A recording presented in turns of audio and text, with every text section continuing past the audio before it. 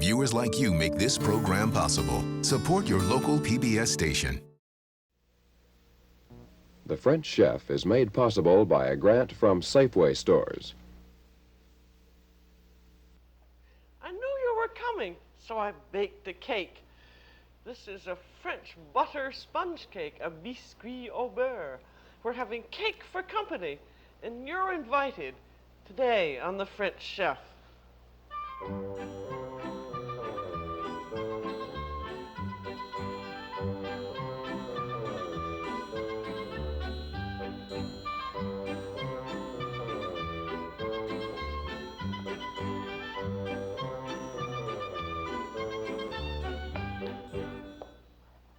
Welcome to the French Chef. I'm Julia Child. Today we are doing one of the basic French cakes, a butter sponge cake called a biscuit au beurre. And here's how it looks when it just comes out of the tin. It's a lovely light cake, and here it is all decorated up. And we're going to do it today, and I'm going to start in right from the beginning. And this is a very good kind of a cake to know about because there's so many other cakes that are exactly done like this one. And whenever you're going to do a cake, you want to get all of your equipment and your ingredients all out and ready, and then you can start in immediately. And we'll begin with our cake pan. This is an 8 by 1.5 inch one-piece cake pan, and we're going to butter it and flour it. And most French cakes start out that way with buttering and flouring, and then the cake will unmold easily. And you take a little bit of softened butter and you just rub it all around the inside of the tin, and you want to make sure that you have the whole tin covered like that. And then you shake a little bit of flour into it. This can be cake flour or all-purpose flour. It doesn't make any difference. And then you want to tilt it in all directions and then turn it around in your hands like that so that the flour gets all over the edges. And then you knock out the excess flour, just like that. And you see the whole pan is now covered with a very thin layer of flour and of butter. And then we're going to have 1 cup of sifted cake flour. And in all my recipes, we measure flour in exactly the same way. So you'll probably see me do this hundreds of times, and you'll see me do it hundreds of times again. There's 1 cup, and this is cake flour, and that gets sifted right into the cup. You know, cake flour is quite different from all-purpose flour. It's a much lighter flour, and it's always bleached. And then when you fill the cup to overflowing, you scrape off the excess flour. So there's your flour all measured, and you're through with that part of it. And then we're going to have 3 tablespoons of melted butter. And there's our 3 tablespoons of butter in there melted and then set aside to cool. And we want 1/2 cup of sugar. I'll go over these proportions again later so that you won't forget them. And then we're going to have 3 eggs, separated, 3 yolks and 3 whites. So now we have everything out, and we start in with the mixing. And this is going to be the 3 egg yolks, which are going to be mixed in a bowl with the 1/2 cup of sugar. Now, so many of these cakes start out this way with the egg yolks and the sugar. And use very, very finely that super fine sugar if you can, because it's much easier to use. And you beat it in a little by little. You're probably wondering what I've got here, but I find it very easy to get a big pot and put a towel over it and then put the bowl on top of that, and then the bowl doesn't jump around. And be sure that you add the sugar a little bit at a time. If you add it all at once, you might make your egg yolks turn gradually. And you can do this either by hand or in a machine. Then when it's all in, then you have to beat it around for a minute or two until the egg yolks and sugar form a pale yellow mass and make the ribbon. And this is always, practically any dessert recipe, when you have egg yolks and sugar, they almost always tell you to beat it for a minute or two until it forms the ribbon, or until they're thick and lemon colored.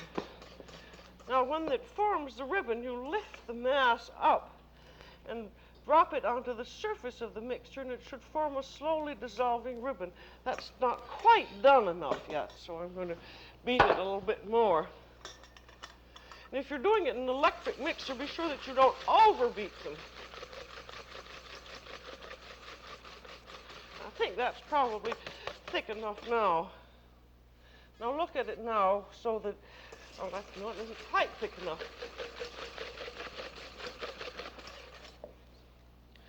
There. You see, the ribbon sort of very slowly dissolves on the surface. And for this kind of a cake, that is enough. But if you're making something like lady fingers, you're going to have to beat them more than that to make it even more stiff. And then, after you have your egg yolks and sugar, you're going to put in your flavoring. In this case, we're going to do a vanilla flavoring, and this will be 1.5 teaspoons of vanilla. And be sure that you use a good brand of vanilla extract. There's 1.5. There. And then you can put in the vanilla anytime you want. I guess I better beat it up just a little bit more.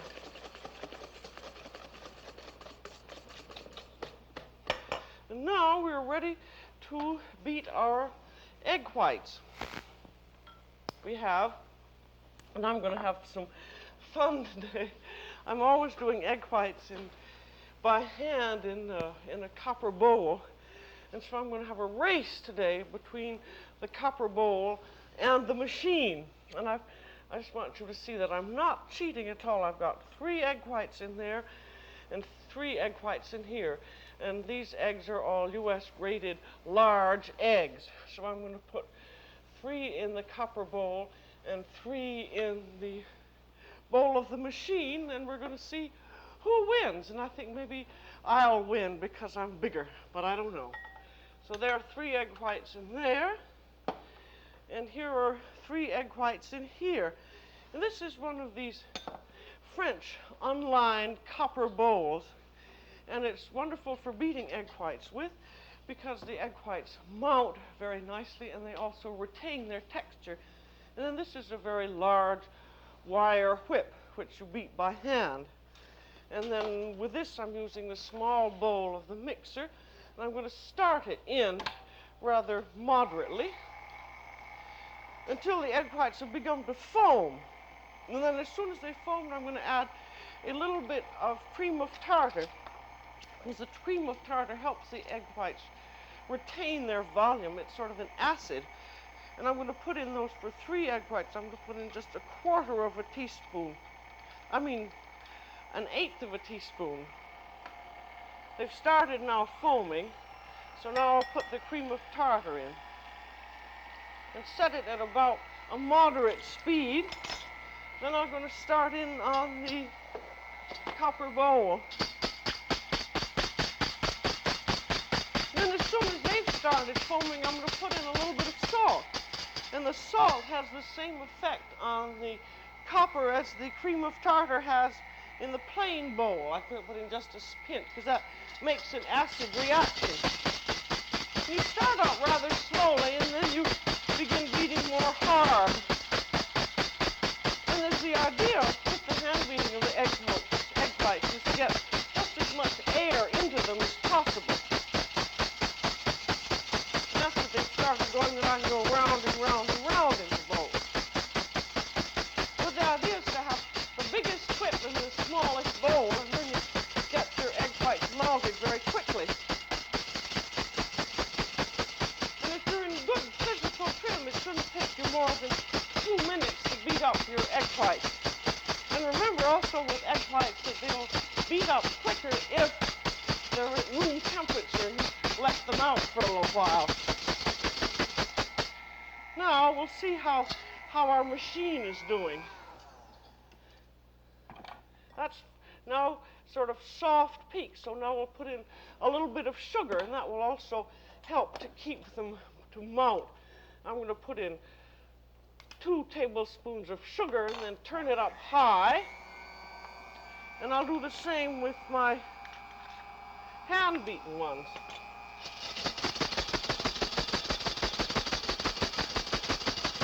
And these should just mount until they make soft peaks. I mean stiff peaks. I'll show you. That's almost ready. Not quite. It's holding in the whip, but it has to make a little peak.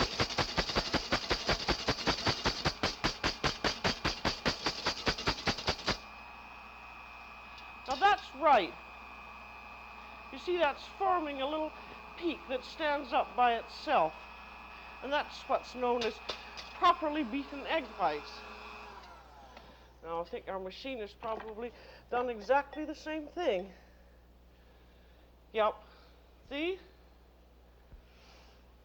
I don't know who won on that, because I probably could have had the machine do it a little bit faster. What we're mainly interested in is not in how fast it is, but in how effectively they've mounted. And it looks to me as we had about the same amount in each, but it's hard to tell. But they're both velvety. But one thing, and I don't know whether you're going to be able to see it or not, is that the ones that are done in the copper bowl will keep this lovely velvety texture, but the ones that are done in the glass bowl will fairly quickly begin to turn slightly granular. They'll lose that lovely sheen. So that's really the main reason why the copper bowl works out better. But if you use your machine-beaten ones right away, then having been folded into the batter, the egg whites will retain more of their volume. And so now we have the folding of the flour into the batter and the egg whites too. I know I had a reason for wanting my sifter. And now whenever you have a batter that is a rather stiff one, such as the egg yolks and sugar, which make a rather stiff mass, you want to alternate folding egg whites and flour in together. So we'll put in a big spoonful of egg whites and just begin folding it in. And you notice this folding business, that your spatula comes down and around and brings a little bit of your egg yolks over your whites. And then put in about 1/4 of your flour and then start folding that in. This is all to be done very rapidly and carefully. The object is that you do not deflate your egg whites, because it's the egg whites that make the cake puff up when it gets into the oven. As you notice, there's no baking powder or anything like that in one of these cakes. This is just all done by sort of God's processes, or God's creature, the egg. And that's why they have such a nice taste. Now, you see, now we have our flour almost incorporated, and then you put in another spoonful of egg white. Now, this may seem like a rather long and tedious process, but it makes it much easier, and the main thing is that you're not deflating your egg whites. I think these little flour sifters are very useful indeed. Just the fact that you can sift into a 1-cup measure. Now you see, there's that same movement that we're using throughout. And then the last of the egg whites go in.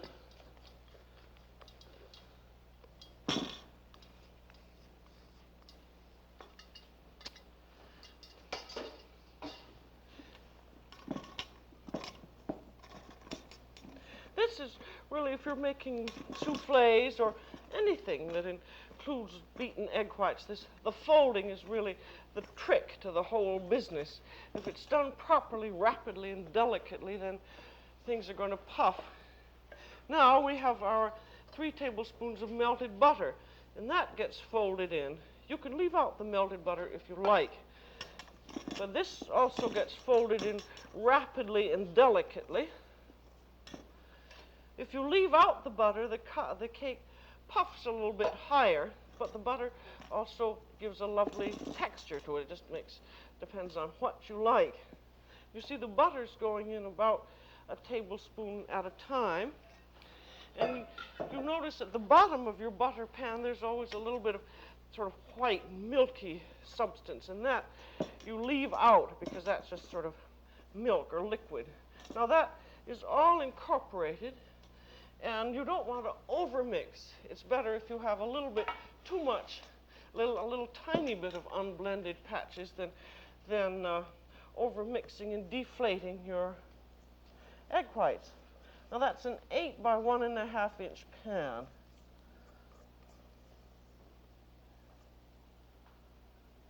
You see your batter fills it by about 2/3. And then one thing that's a very good idea is going to puff up just about to fill the tin. You tilt the tin around in all directions to run the batter up to the top of it, and then your cake will be sort of rise a little bit more evenly and not hump up in the middle. And then just as soon as that's ready, that goes into a 350-degree oven where it will bake for 25 to 30 minutes, and the rung is right in the middle of the oven. That's 350 oven for about 25 minutes. And then you can tell when the cake is done. Of course, this one I already have done, but you can tell when it's done. You see it fills the pan just by a little bit, and then it's lightly browned, and then you feel it in the oven, and you push your finger against it, and it should spring very lightly back, and then also it will have a very, just begin to show a line of shrinkage around the pan. Of course, this is cooled, so it shrunk more, but when you see just the very slightest line of shrinkage, then it's also done. So remember, it's puffed, it's springy, and the very faint line, just a hairline of shrinkage, is shown, and then you let the cake cool in its pan for 10 minutes, and it will shrink a little bit more, and then put a cake rack over it, and then go, irk! And if it doesn't come right down, let it sit for a minute more, and then go whack. And if the cake is properly done, and it has shown that shrinkage, it will unmold. And it usually, very usually, it's a little bit spotty on the bottom, which doesn't make any difference. And if you want to serve it without anything on it, you turn it immediately over. But if you're going to fill it, as we're going to do, you turn it over on that side. Now, a French cake is always a low cake like this, and it's usually just made in 2 layers. And you just take a big knife and you split it in half. This is really much easier, I think, than making a whole lot of cakes in a whole lot of pans. And then, so that you can be sure to reassemble it, you take a little knife and make a little wedge here, because we're going to cover that up and that wedge isn't going to show.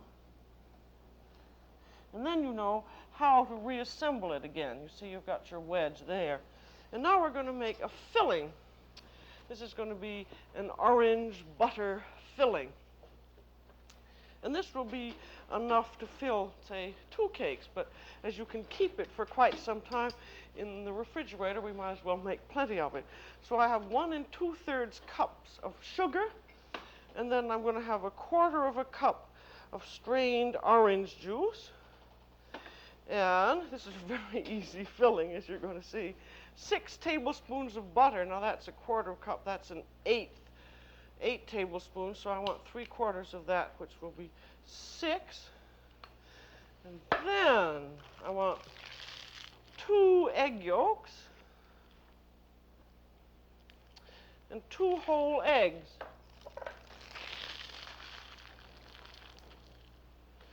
And then, if you want, you can put in a little bit of orange liqueur.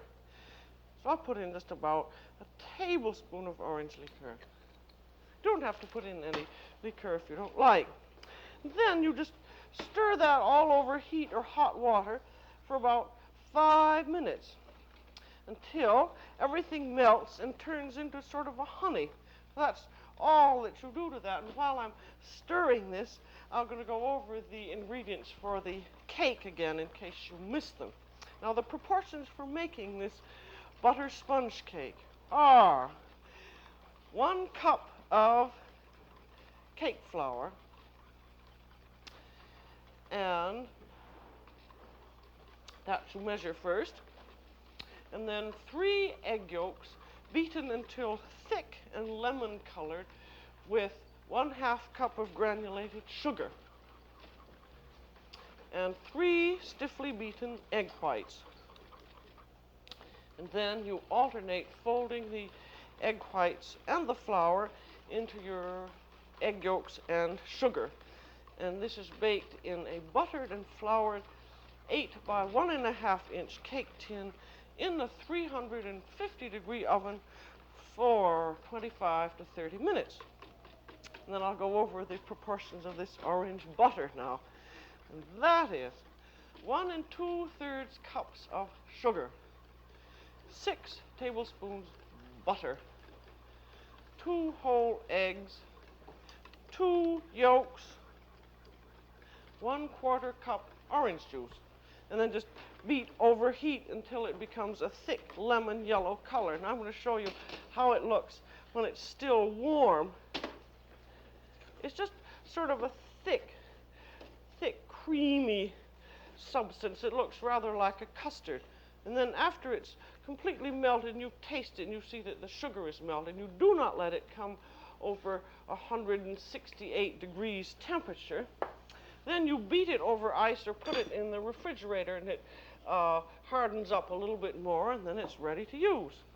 And so that's a really very easy frosting, and it's an awfully good one because all of the sugar has melted.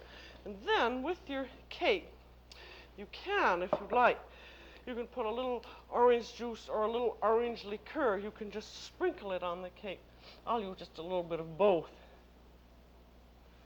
And that gives you sort of a lovely, moist cake. And this little bit of orange liqueur is awfully nice. Put your thumb over it and just sprinkle it on. You really don't need more than a tablespoon or so. As I said, you don't have to use any liqueur, but it makes it taste French if you do. And then you put some of your filling on the cake.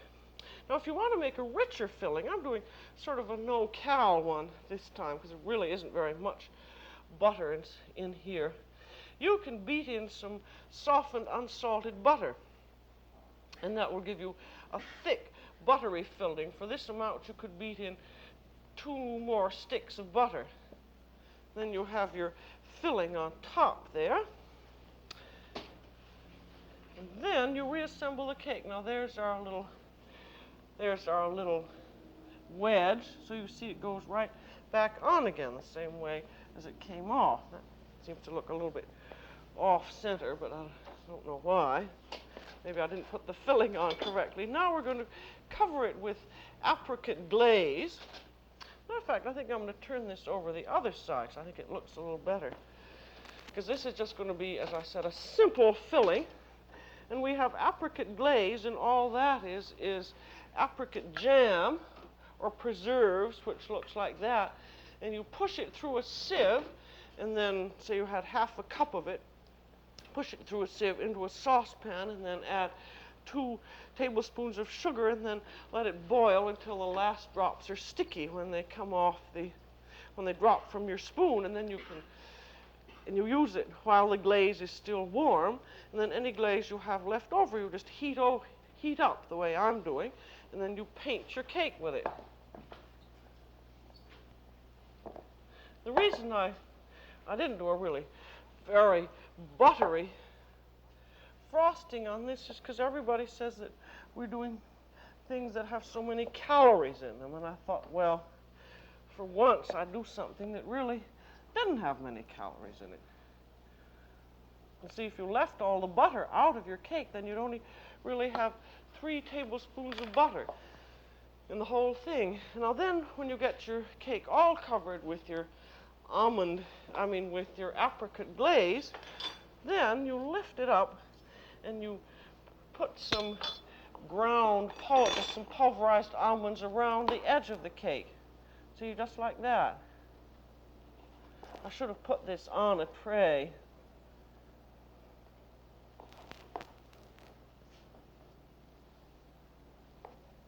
Then you put the almonds all the way around the side, and because of the apricot glaze, the almonds stick on nicely. So I don't have to do this very carefully because I already have the other one that I did before, but I just want to show you as many things as possible in the time we have. And then you can put any kind of a decoration you like on the top.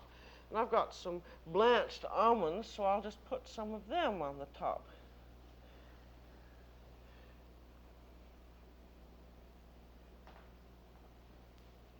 And these you could, if you're a really artistic type, you can make a perfectly lovely decoration of anything that you like. Now, that little wedge, I think I should have really had my glasses on when I made that wedge, because that really shows. But if I put a little more almond on, that will cover it up, and then put a little bit of... And then if you happen to have some some candied sliced oranges, you know, sometimes they slice them in orange sections. Those would look awfully pretty. You could put them all around the edge of the cake there. And then you could put decorations in the middle of it. And you can have a great deal of fun if you're a really art type. Now, luckily, I have a piece of a cake already done, so you can see exactly how it looks. Now, this is a lovely light cake. It's very nice to serve for tea, and it's especially nice if you're having a simple dessert, such as cut up fruit or fruit ice or vanilla ice cream. I'll cut you a piece so you can see how it looks. And what is awfully nice about these French cakes is they taste so good on the tongue. And it's all in that lovely homemade taste. And also what's nice is that you can serve it, see, straight up on the plate so that you have plenty of room for your fruit or whatever else you have, and it doesn't have to tip over like one of those great big cakes. Now, anytime you see this kind of a mixture with your egg yolks and sugar making a fairly stiff batter, and that you have to fold in both egg whites and flour, remember this method of folding them in alternatively. Because the important thing with cakes, and also it's exactly the same way as making a souffle, is that it puffs by itself, and it's the folding that does it. And cake making is, nobody's a born cake maker. It's a matter of practice and determination. And once you have the trick, you'll want company for dinner so that you can bake a cake. And that's all for today on The French Chef. This is Julia Child. Bon appétit.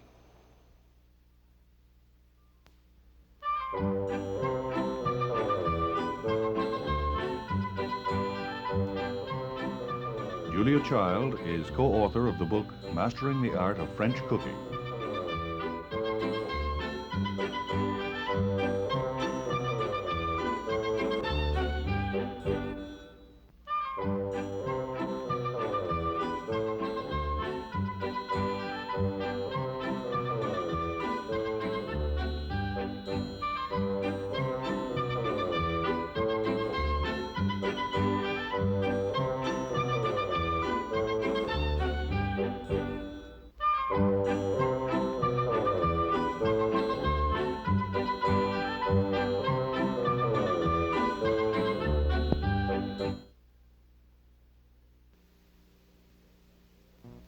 The French Chef is made possible by a grant from Safeway stores.